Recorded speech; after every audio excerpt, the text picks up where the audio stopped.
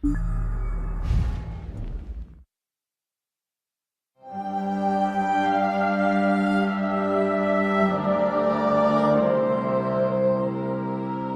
the situation in Tamriel is that you've got three young muscular alliances around the periphery of the continent, and in the center is Cyrodiil, and there's a power vacuum there. Now, Cyrodiil is a big prize, a fertile heartland of the continent, and it's also the symbol of power over Tamriel in the White Gold Tower that has been the center of the empire for millennia now. So the three alliances all have their own reasons why they feel like they should be ruling Cyrodiil, but the fundamental reason is that the empire and Cyrodiil and the family of nobles, the Tharns that are ruling it, are weak, and the alliances are strong.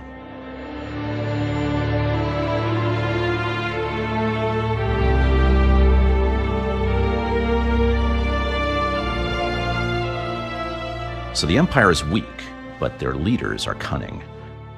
The current occupant of the Ruby Throne in the Imperial City is Empress Regent Clivia Tharn, and her father is actually the Chancellor of the Elder Council. His name is Abner Tharn, and he is a very old but powerful and really wily battle mage, and his family have been secret Daedra worshippers for generations. So when he sees the threat of the three alliances around the periphery and their inevitable interest in Cyrodiil, he turns to his family's old allies, the Daedra, and Molag Bal's main agent on Tamriel, the necromancer Lord Mannimarco. As the alliances become aware of Abner Tharn's Daedric connections, that becomes just one more powerful incentive to go into Cyrodiil and take him out. So, the alliances are very different, and they have different reasons, and they have different justifications for why they are going to be marching into the center of the continent. And this goes back to the individual leadership of the three alliances, and their motivations for why they're doing this in many ways reflects the values of the alliances themselves. The Daggerfall Covenant, the reason why they feel they must prosecute this war really goes back to history for them. The leader of the Daggerfall Covenant is High King Emric of Breton. He is a sort of amateur historian of imperial history, and it's clear to him when the empire is strong, that's when things are peaceful and good for the people of Tamriel. And the empire is fundamentally a human endeavor, and at the moment the humans in Tamriel are failing, and it's up to the Daggerfall Covenant to take up the torch and keep the elves from mucking things up. Now, the Ebonheart Pact is more attuned to the mystical side of things. When they become aware that there's a great threat to Nirn, they decide that they're going to have to mobilize to confront it. Almalexia, one of the living gods of the Tribunal, and one of the leaders of the Ebonheart Pact, she takes notice. The scryers and the priests and the wizard tell her that Molag Bal has got some kind of great, magical, existential threat to Nirn. Now, having the Empire working with Molag Bal and Mannimarco absolutely cannot be tolerated. So the Ebonheart Pact decides they're going to have to muster their forces and march on Cyrodiil.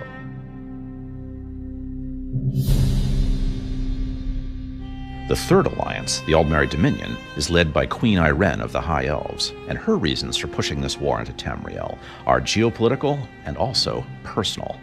Before she'd assumed the throne, Ayrenn had been an adventurer in Tamriel, and she had suffered personally at the hands of Abner Tharn in the Imperial City. Ayrenn has seen the rot at the heart of Tamriel, and she believes that it's time for the elves to resume their responsibility to rule, to retake the White Gold Tower, which they built in the first place, and to get rid of the bloody and warmongering humans who, in empire after empire, have been drenching the continent in oceans of blood.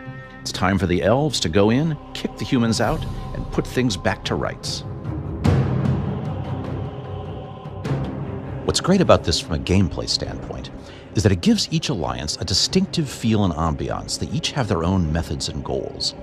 And the player gets to experience this difference from inside each alliance. They get to take up these methods and try to achieve these goals as they're playing through the story of the Alliance War. It's a hallmark of the Elder Scrolls series. There is no single truth about the world, that everybody sees things from their own vantage point. And it's that legacy of a rich and nuanced world that we've taken up and expanded upon for Elder Scrolls Online.